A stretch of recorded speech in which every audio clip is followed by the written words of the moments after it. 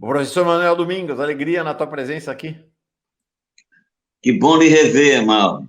Que bom Ah, poder, que bom poder falar com a turma bacana que acompanha o fórum, que lhe acompanha pessoalmente, né? não, sem problema. Eu estava lá no 247, está ótimo. Está aqui na fora, alegria grande na tua presença, sem problema nenhum. Tem muitos amigos e amigas lá. Deixei muitos amigos e amigas lá no 247. Manuel, a gente falou de você aqui, viu? A gente tem falado. Genuíno, o Eduardo Costa Pinto, porque você é o decano, vamos dizer assim, né? É a referência, uma referência fundamental para análise da questão militar no Brasil. Você fez um texto que teve enorme repercussão, né? Que assuma o comando, o presidente Lula, né? Com uma interpretação de tudo que aconteceu e dos desdobramentos que que são necessários para que a democracia prevaleça. Qual o seu olhar para essa crise, Manuel?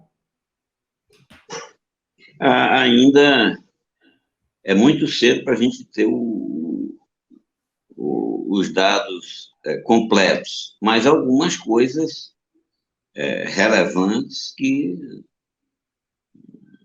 são bem conhecidas, não comporta discussão. Primeiro que a coisa foi concebida, planejada, com bastante força, com bastante apoio e com antecedência. Acho que a responsabilidade não deve ser atribuída a atores menores, a atores pequenos. A família militar, não há dúvida que foi decisiva para todo esse festival que nós assistimos aí na frente dos quartéis nos últimos 2 meses, mais de 2 meses. Foi decisiva a família militar. Tem alguém da família militar preso? Até agora? As notícias não me indicam isso. Por outro lado, a questão que talvez a esquerda, sobretudo, se coloque nesse momento, foi formulada nos seguintes termos por um amigo meu, um velho parceiro. Quem coloca o guiso no gato? Uhum. Quem coloca o guiso no gato? Apenas o representante da soberania popular pode fazê-lo.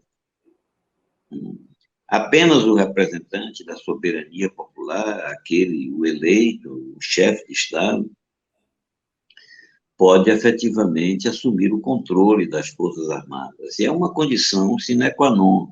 Assume ou não assume? Assume ou compartilha? Mas compartilhar é declinar.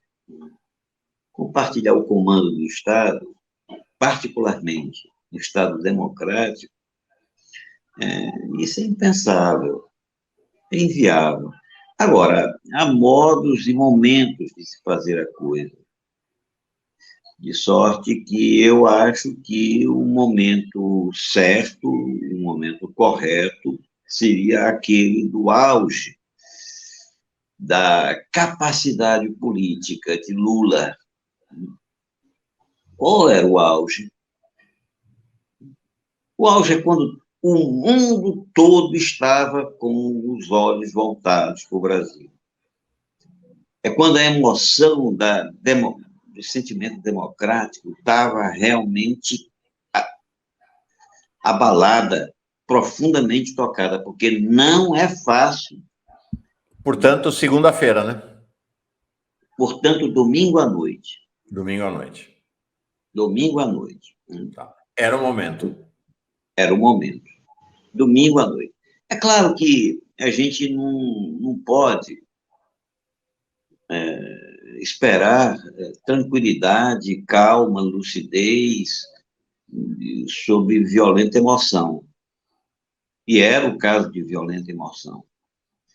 Mas me parece que o preparo para esse momento deveria ter ocorrido, sabe? Ou seja, você entra no domingo, sabendo que vai acontecer alguma coisa. Estuda as hipóteses do que pode acontecer. E, à medida de que os fatos vão se desenrolando, você toma as decisões, toma as iniciativas. Acho, por exemplo, que uma chamada no sábado ou no próprio domingo, no devido tempo, a principal força operacional no Brasil, no Exército Brasileiro, teria sido importante. Um alerta, né, do representante do chefe de Estado, no caso, o ministro Múcio. O ministro Múcio deveria ter sido explícito. Comandante, estão prometendo isso, veja lá, não permita que ocorra. Isso já prepararia as coisas. Aí, ocorreu, comandante, o senhor está demitido. É isso. Não me consta que tais coisas tenham sido tomadas, porque acho que o Múcio é um complacente. É isso. A sua palavra para ele é complacência, para o Múcio. É um complacente. Sim. É um complacente. Ficou claro, ele sempre, aliás, ele faz questão de revelar isso a toda hora. É um complacente. Sim. Essa é uma questão. Já há coisa de acho, um mês atrás, o então deputado Paulo Pimenta, agora ministro das Comunicações, tinha advertido numa conversa aqui com a gente no Fórum Café, em que ele falou: Mauro, é o seguinte, esta coisa dos acampamentos são acampamentos, tem militar do lado de dentro dos quartéis e do lado de fora nos acampamentos.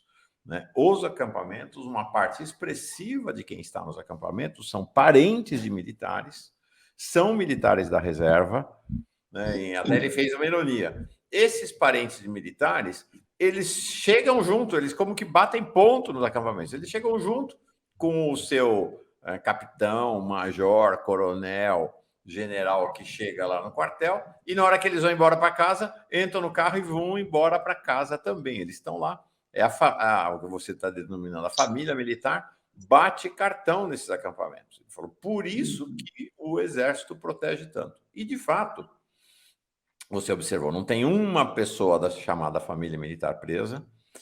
No domingo à noite, quando já havia a intervenção federal em Brasília, por sinal comandada, me parece que brilhantemente e com dureza extrema pelo Ricardo Capelli,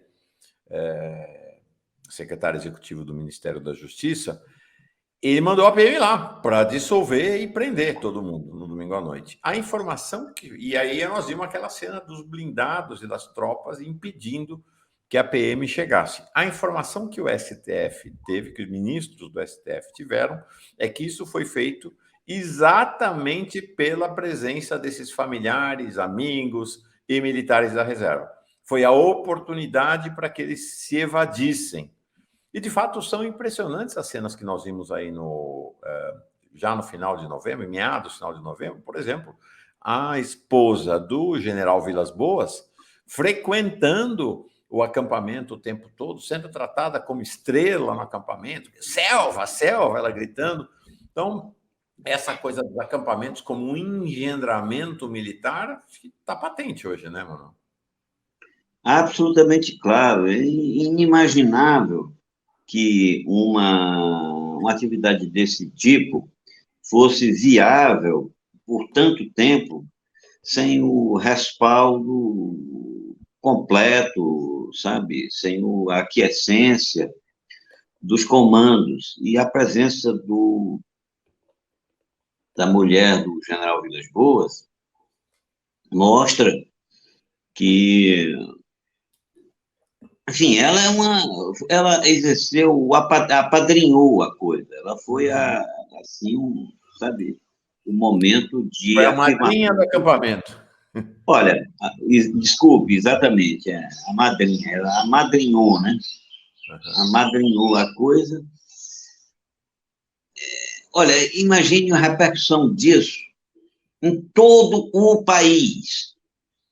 Se é uma atividade que a mulher do principal líder militar, ele é tão forte que mesmo com as suas condições precárias, uma palavra dele vale muito. Uhum. Então, veja, se a mulher dele está, então nós estamos na mesma posição, digamos isso, em Boa Vista, em Manaus, em Fortaleza, para tudo quanto é banda, aqui em Parnaíba, onde eu estou no momento, né? Todo mundo, sabe, está respaldado, Mauro. Uhum. A mulher do general Vilas Boas vai ao acampamento, porque eu vou também. É de uma força moral muito grande. Vamos ver se o Capelli vai chamar, se a polícia do Capelli vai chamar a senhora Vilas Boas. Né? Aí a gente pode começar a dizer que ele realmente está sendo duro, né? Ocorre que o Capelli, no passado recente, não sei se continua, era um grande admirador do Vilas Boas. Não acredito. Era um grande admirador do Vilas Boas. Inclusive, escrevia, um grande patriota, na mesma linha do Aldo Rebelo. Não acredito. É isso. A mesma linha do Aldo Rebelo. E chegando, inclusive, o Capelli chegou a atacar a esquerda, que por acaso não reconhecia no general Vilas Boas um grande brasileiro patriota. Tá difícil, tá difícil. Tá As difícil. coisas nem sempre são simples assim, Uhum. meu querido Mauro. Uhum. As coisas são, vamos ver, vamos tocar, vamos apostar. Eu acho que o fascismo será derrotado no Brasil. Uhum. Agora, a luta contra o fascismo, ela demanda, ela tem mil nuances, né? Ela tem mil facetas, ela é transversal, não se trata de uma repressão policial pura e simples. Há muitos gestos simbólicos, né? Há muitas posturas a serem, por exemplo, essa cena aí do Zanin, do doutor Zanin, foi muito forte. Foi. Foi muito forte. Isso precisa ir à frente rapidamente, isso precisa ser exposto rapidamente, porque a imensa maioria dos brasileiros, inclusive de direita, não admite uma coisa desse tipo. Uhum. Nós precisamos apostar nisso. Né? Nós precisamos apostar nisso, na falta de respeito que ele estava lá, numa higiene pessoal, o outro entra dessa forma. Sim. Isso é inconcebível. Então, há mil atitudes a tomar, mas uma delas é indispensável. É o enquadramento da força militar. O Lula até agora não enquadrou. Vejamos se, se será possível manter o quadro democrático sem esse enquadramento. Eu acredito que não. Eu parto do princípio que não. No máximo, pode haver, digamos assim, panos quentes provisórios. Porque uma marca da atuação militar é sua persistência ao fio do tempo. Uhum. O militar sabe quando se retrair, sabe quando avançar, avançar aceleradamente, avançar de uma vez. Essas coisas todas que nós, democratas, deixamos de estudar relativamente ao militar. Eu estou escrevendo uma matéria agora, Mauro, que é a esquerda e o militar. Você deve estar lembrado que o nosso grande autor, João Quartim, escreveu A Esquerda Militar no Brasil. Sim. Meu amigo, meu querido amigo João Quartim. Eu estou escrevendo uma matériazinha eu tenho esse livro do Quartinho comigo sempre, até brinco com ele. O defeito do livro é a edição com a letrinha muito pequena. Eu não via esse defeito quando eu era jovem, quando éramos jovens, né? Mas hoje, eu digo, o Quartinho, esse livro precisa de edição com letras maiores, né? Adorei. Pois bem, então, a esquerda, né, porque eu acho que é uma relação esquizofrênica, sinceramente, essa relação entre a esquerda e o militar. Ela precisa ser pensada com mais calma, sabe, com mais profundidade. E eu penso nisso já faz tempo. Por exemplo, já nos anos 80, eu conversando com Prestes sobre a experiência da coluna, né, eu comecei a afirmar algumas ideias. Cheguei a escrever, né, sobre isso. Mas aí o tempo foi passando, essas ideias originais, elas foram ganhando força, por incrível que pareça, sabe? Um reposicionamento sobre a coluna Prestes. Porque aí começa a grande, eu diria, não quero usar uma palavra tosca como essa do Bolsonaro, de namoro, né? Não quero usar isso, mas é essa aproximação, né, de amor e ódio com as Forças Armadas, entre a esquerda e as Forças Armadas. A esquerda parece que, a partir da coluna Prestes, ela vive uma relação permanente de sedução e repulsa, né, pelas Forças Armadas, né? Está permanentemente iludida, né, seduzida, achando que não, eles vão dar o golpe para nós, né? Eles vão resolver. E, ao mesmo tempo, a repulsa, porque todo o tempo, na verdade, as Forças Armadas operam com a direita e com as elites do país. Olha, esse momento, a coluna Prestes, ele é definidor, né? Porque ele gera os principais líderes da esquerda e da ultradireita. O mesmo movimento. Né? O mesmo movimento. Interessante.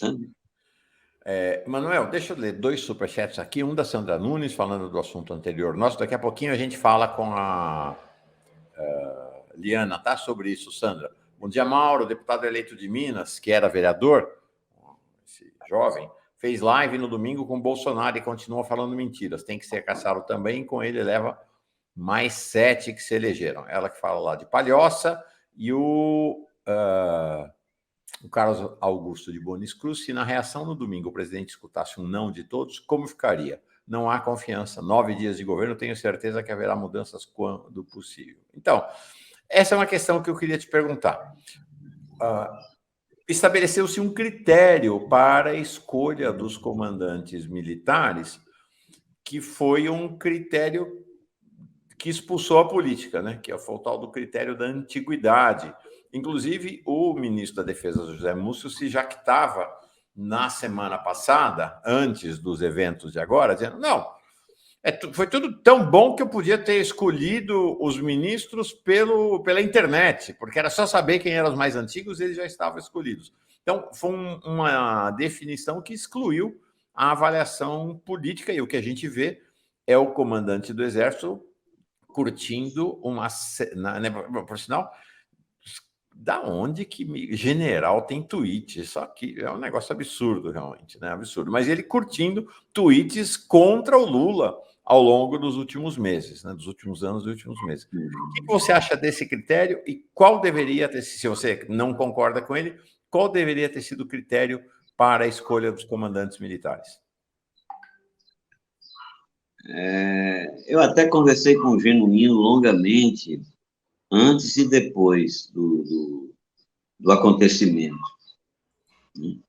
Olha, o critério para a escolha, eu sugeri que fosse esse critério, inclusive, foi acatado por diversos companheiros que estavam lidando com a matéria.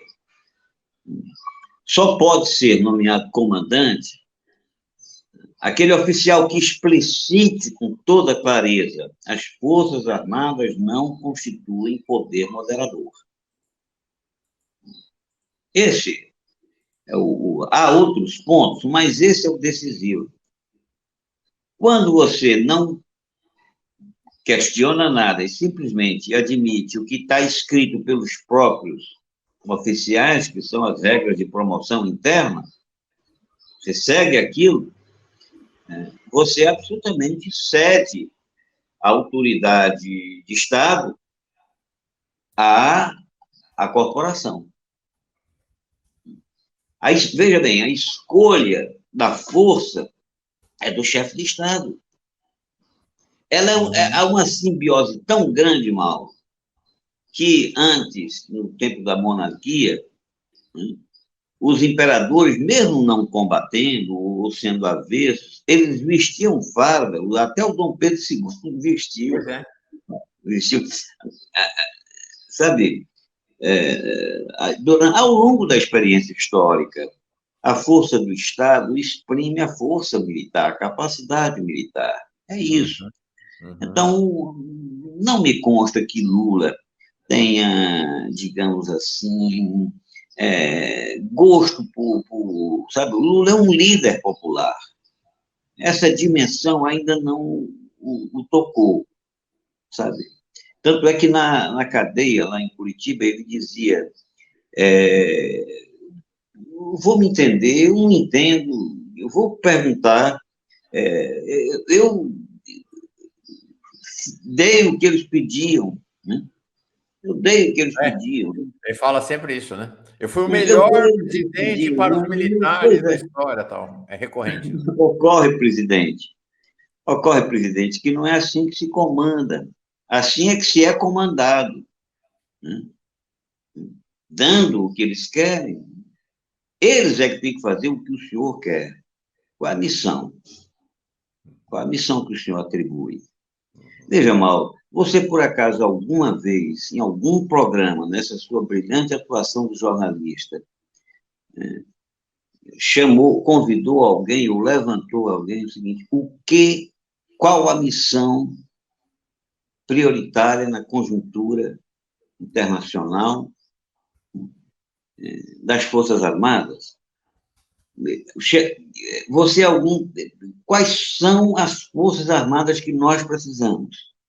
O que a esquerda fala de Forças Armadas, Mauro, às vezes soa um pouco infantilidade, de tipo assim, o Safat falou ontem, ele disse, o problema todo foi não termos resolvido, né, termos anistiado, né, nos anos 80, né, depois da ditadura. Olha, não havia correlação de força para anistiar torturador. Esse é que é o fato, isso está resolvido. E não vai ser isso, que isso não teria resolvido nada. Organizações militares complexas não se alteram com essa sugestão da esquerda de muda currículo. Meu Deus, isso não dá certo. Não é assim. Atribui-se ao Exército, por exemplo, você tem que apresentar uma defesa cibernética eficiente ao Brasil um tal prazo, um tal recurso, sabe, da forma mais eficiente possível. Atribui-se à Marinha, olha, nós precisamos ter um esquema de poder negar o uso do mar de forma objetiva, sem dependência de armamento estrangeiro. Aeronáutica, você tem que voar sem as turbinas da Boeing, sabe? Gente, ou atribui-se missão aos militares e desafios dificílimos, os mais difíceis que a gente possa imaginar, ou eles vão pensar besteira, vão botar minhoca na cabeça de que são pais da pátria, sabe? De que são homens santificados. A defesa brasileira tem 1000 furos, e a gente até agora, a sociedade só fez bater palma para isso, o poder político, a própria chefia de Estado, não tem se dedicado a tais matérias, sabe, Mauro? Me parece que a origem dos problemas está muito associada à falta de comando, ou seja, de atribuição de missões. Me parece que há um permanente temor não sei se você gosta dessa expressão, do poder civil, mas mais claramente do poder civil à esquerda, de que, não, se a gente der ordem, eles não vão obedecer, e aí abre-se uma crise. E aí não se dá ordem, esse teste nunca é feito, e eles vão indo, vão mandando, vão falando, vão fazendo o que querem, né? Esse medo do confronto faz com que, de saída, o chamado poder civil perca todas, né? Você tem razão, e eu usei a palavra esquizofrenia antes, né? Uhum. A esquizofrenia, você não sabe que posição tomar. Uhum. Né? Você perde as noções, você perde. Uma, uma doença na qual você não delibera conforme a realidade. E assim me parece, sabe? É o caso da esquerda. O temor, e mais do que o temor, sabe o que há, Mauro? O desconhecimento, Uhum. a falta de domínio dos assuntos de defesa e dos assuntos militares. São duas coisas distintas. Nós não temos preparo para isso. Olha, eu fui presidente, eu propus a organização da Associação Brasileira de Estudos de Defesa. Nós temos algumas centenas de especialistas no Brasil. Alguns jovens, outros já maduros, mas é uma coisa ainda pequena. Né? Gente de primeiro time, mas, olha, sem emprego, sem agasalhamento na máquina pública, sabe? Sem agasalho na máquina pública, um pessoal que precisa de amparo. Eu acho que deve haver bolsas específicas. Você sabe que eu andei no CNPq, né? E andei participei do conselho da CAPES, né? Me empenhei para que houvesse recursos para estudos disso. Conseguimos uma coisinha boba, algum editalzinho, né? O dinheiro desse edital foi levado pelos militares. Então, nós precisamos, o governo Lula precisa investir na formação de pesquisadores da área de defesa e de assuntos militares. Deixa eu te perguntar uma coisa. A gente olha para o Haddad na Fazenda e ele está em permanente escuta dos economistas e dos estudiosos da economia no Brasil. A gente vai olhar para o ministro do Desenvolvimento Agrário, o Paulo Teixeira, que nunca colheu uma espiga de milho sequer, mas ele se cerca dos estudiosos e dos movimentos sociais vinculados ao desenvolvimento agrário, a começar da MST. E assim é em todas as pastas. Você vai lá no Ministério dos Transportes, você tem toda uma tradição acadêmica no Brasil de estudo dos transportes. E o ministro se cerca desses estudiosos, desses acadêmicos. Pergunta: o ministro da Defesa convocou essa inteligência brasileira que se dedica ao estudo dos militares para dialogar? Não, porque, na verdade, convocou nada, não convocou ninguém, não sei se ele leu, eu não sei se ele conhece textos sobre isso, nunca ouvi que ele tenha emitido qualquer opinião pertinente à defesa, nem depois de ter assumido o cargo, sabe? É um outsider, né? Mas veja você, não houve transição, acho que o Genuíno já explicou isso aqui, estava transitado. Uhum. A ideia era continua do jeito que está. Então, nesse caso, não adianta chamar ninguém, porque se chamar é empulhação. Chamar para falar, para fingir que ouviu, sabe? Uhum. Eu vi o fulano, eu vi o Beltrano, fizemos reuniões e depois desconsidera tudo. Mas nós temos, Mauro, nós temos boa capacidade, sabe? Eu, inclusive, mantenho contato direto com os meus companheiros, com os meus colegas. Nós não temos unanimidade entre nós. Uhum. Não? Nós temos, Que bom. mas nós estamos permanentemente conversando, sabe? Eu converso diariamente com dezenas de pesquisadores. Eu volto a insistir em um outro ponto, que eu já mencionei, que talvez não tenha ficado claro. A defesa nacional é uma política transversal, muito complexa, ela atinge cultura, ela atinge economia, viu, Haddad? Haddad, escute quem entende de defesa se você quiser tratar com segurança da economia, porque a defesa passa pela economia. Camilo Santana, do mesmo jeito, passa pela educação, passa por tudo, pela saúde, pela diplomacia, pela política externa, pela cultura, pela cultura. A defesa nacional, ela é transversal, ela é transversal.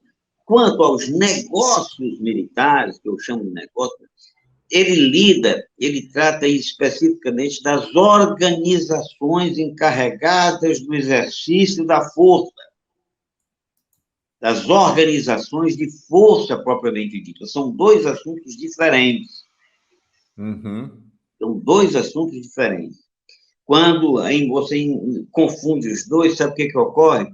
Acha que a defesa do Brasil é matéria exclusiva do militar. E aí é um erro fatal. É um erro fatal. Claro. Por isso que é um Ministério da Defesa, né? Se fosse para ser um militar, nomeava o comandante das Forças Armadas como ministro da Defesa e pronto, estava resolvido. A ideia do ministro da Defesa é ir além. Nós tivemos aqui na América Latina 2 caminhos patentes. Inclusive, é interessante que um dos principais líderes latino-americanos, que já se tornou um dos principais líderes latino-americanos, o presidente da Colômbia, Gustavo Petro, inclusive, foi o que primeiro se manifestou na defesa da democracia no Brasil, no repúdio aos atos, fez postagens, tweets muito expressivos em relação a isso. Ele adotou o seguinte caminho, porque a situação na Colômbia é uma situação também muito delicada da relação com os militares. Qual foi o caminho dele? Ele tomou posse e já mandou meter o pijama, né, em quase toda a cúpula militar, renovou a cúpula militar no Brasil. Você acha que esta teria sido uma boa opção para o governo? O caminho aqui foi exatamente o oposto desse, né? O caminho aqui foi o caminho de pegar a cúpula militar e mergulhar nela, né? Escolhendo os mais antigos, inclusive. Muita gente bateu palmas, eu também bati palmas para o caso colombiano, mas jamais aceitaria isso no Brasil. São duas realidades distintas, são as corporações. Primeira realidade geopolítica, a presença norte-americana na Colômbia é muito mais ostensiva. Né? A divisão de forças internas entre os instrumentos do Estado também, lá não existe, como aqui, o grande braço forte, aquele que sobrepaira, incólume sobre todos, que é o Exército Brasileiro. A Colômbia é um caso muito à parte, ela vem de um período de guerra alongado, de guerra interna. Não dá, gente, para seguir exemplo colombiano. Aqui no Brasil seria um grave erro, não resolveria nada e talvez complicasse tudo. A unidade de doutrina dos oficiais superiores é muito forte. Não é o caso da Colômbia. Eu acho que aqui no Brasil, nós tínhamos que contar, nós tínhamos que respeitar a hierarquia, né, naquelas condições, aquelas que eu já mencionei aqui. Qual é o comprometimento? Quer ser comandante? Qual é o seu comprometimento pessoal com a democracia? O ponto 1 é: o senhor acha que um país como que o Brasil, que as Forças Armadas têm poder moderador? A depender da resposta dele, manda ele para casa. Perfeito. Ele vai afrontar o Supremo, que já deliberou sobre a matéria? Uma outra pergunta poderia ser: o senhor acha que o Brasil merece ter liberdade de estabelecer as suas parcerias internacionais, ou acha que nós temos que continuar, né, dependentes do complexo militar industrial da OTAN, capitaneada pelos Estados Unidos? A depender da resposta, manda para casa. São questões objetivas que eu tenho certeza absoluta que Múcio não colocou. Uhum. Não colocou. E aí o que a gente assistiu foi, eu não sei, como é que você qualifica este gesto do ex-comandante da Marinha, o almirante Almir Garnier Santos, um bolsonarista radical. Foi insubordinação dele não ter ido à posse do seu sucessor, o almirante Marcos Sampaio Olsen, deveria ter sofrido alguma punição? Como é que você viu esse gesto dele, que, ao fim e ao cabo, foi o único que cometeu esse gesto? Os outros dois comandantes, pelo menos, foram na posse dos seus sucessores. Rapaz, sinceramente, sabe aquele garotão contrariado que perdeu, né, e quer fazer alguma coisa para manter o ânimo dos seus acólitos? Sabe? É isso. É um gesto absolutamente desqualificado, ridículo. Quanto ao da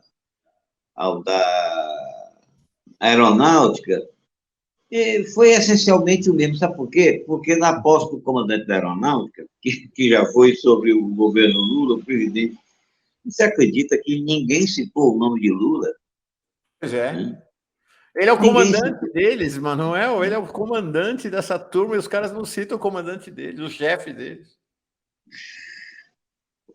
Olha, há muito tempo a gente tem insistido assim, na relação com o militar, na relação civil-militar, um comanda e o outro é comandado. Não há terceira opção, né? Pelas próprias condições da organização militar, da organização de força. Quando se tem arma, quando tem gente com arma, a tendência do armado é comandar o desarmado. Por isso que o comandante, o líder político, ou se impõe ou é enquadrado. Uhum. Como diz o Celso Castro, não sei se você conhece o Celso Castro, Não. um colega querido lá da Fundação Getúlio Vargas, um grande escritor, um grande antropólogo. Enquadra ou é enquadrado, né? Uhum. Essa é a expressão que ele... Não tem terceira via. Não, é isso. Enquadra ou é enquadrado. Eu acho que o Lula não revelou até agora, eu não diria nem disposição, eu diria capacidade mesmo, né, de exercer o comando. Não basta querer, tem que saber também. Isso não é uma coisa simples, não é um voluntarismo. Tem que saber um pouco como procede, né? Mas eu espero que a realidade se imponha e que ele vai entender e que ele entenda rapidamente que ou controla as Forças Armadas Brasileiras ou elas o deixarão maluquinho da Silva e farão de seu governo um tormento igual ou pior ao do Arthur Bernardes, que governou de 22 a 26, sabe? E que foi vexaminoso. Foi sob intervenção militar, branca, né, como você disse, mas foi. Essa é uma questão interessante, Manuel, porque, assim, é da tradição das democracias em todo o mundo que, assim, quando você tem um ministro de Estado que tem um grande fracasso na sua administração, é da tradição das democracias que esse ministro de Estado coloque seu cargo à disposição. Isso acontece em todo lugar. Aqui no Brasil, inclusive.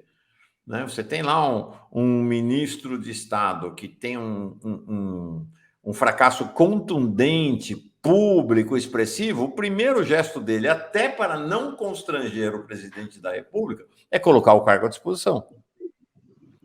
Para não obrigar o presidente da República a demiti-lo. Então, ele se demite, ele coloca o cargo à disposição. Aqui no Brasil, eu acho interessante porque é como se houvesse um outro código, uma outra regra para essa esfera militar. O Múcio me parece que nem pensou em colocar o cargo à disposição e nós estamos diante, de fato, de um grande fracasso dele, né? Um grande fracasso. E vai ficar, né? Pelo jeito vai ficar. Mauro, você verifica que essa pergunta que você está levantando, essa hipótese que você está levantando, ela é dificílima. Uhum. É um desafio muito grande. E quem sabe se ele não estivesse exatamente cumprindo ordens? Se ele não foi vitorioso? Opa, interessante. Se ele não foi vitorioso. Porque, veja, há uma figura, né, no meio dessa história que a gente não mencionou, mas tem a inteligência de Estado. A inteligência de Estado certamente ofereceu ao chefe de Estado os elementos para decidir. E vai que a chefia de Estado tenha deliberado exatamente, e o Múcio obedeceu ordem. Uhum. Veja que o Lula criticou o Múcio no sentido acerca de uma frase lá dita em torno da manifestação ser democrática, dos acampamentos, né, serem democráticos. Ele criticou o Múcio, né? Mas não no que diz respeito ao resto, a postura. Eu acho que o Múcio, ele foi o homem para apaziguar as coisas. Uhum. Ou seja, apaziguar significa eu não te persigo. Até agora, todo o deboche que as Forças Armadas fez em relação ao Estado Nacional Brasileiro e ao poder político foi aturado. Uhum. Foi aturado. Essas brincadeiras de mau gosto aí, dessas posses, transformar posse em momento de crise, meu Deus, sabe? Esses acampamentos são um deboche. Isso é um deboche à dignidade nacional, à dignidade das Forças Armadas. Que tal alguém chegar a pedir ao Mauro, perpetre um crime? Você vai sentir, você vai responder, me respeite, não sou. Uhum. O pessoal chega na frente do quartel e diz, perpetrem um crime. E o comandante, saiam daqui. Não, eles fiquem por aqui, tomam uma aguinha. Uhum. Assim. Chocante. Então, perplexidade. Manuel, se você concordar, amanhã quem vai estar aqui é outro especialista também, o Eduardo Costa Pinto. A gente começou uma conversa essa semana, acabou ficando um pouco curta e a gente interrompeu. Eu estou pensando aqui agora de fazer uma roda, você, Genuíno e Eduardo Costa Pinto, você toparia? Com prazer, Mauro. São então, dois grandes pensadores, dois grandes militantes e intelectuais, o Genuíno mais um militante, né, firme, mas de vastíssima compreensão, Sim. E o Eduardo da nova geração, né? Sim, exatamente. Acho que seria interessante um debate de três figuras centrais na análise da questão militar. Manuel Domingos Neto, alegria ter conversado contigo aqui. O próximo encontro, então, vamos fazer um trio de ases aqui para falar sobre a questão militar. Obrigado, boa jornada aí em Parnaíba, saudações a Parnaíba, terra do meu filho e meu neto, um dos meus filhos e meu neto. Alegria. Obrigado, amigo. Um grande abraço a todos. Alegria, obrigado mesmo, um abração.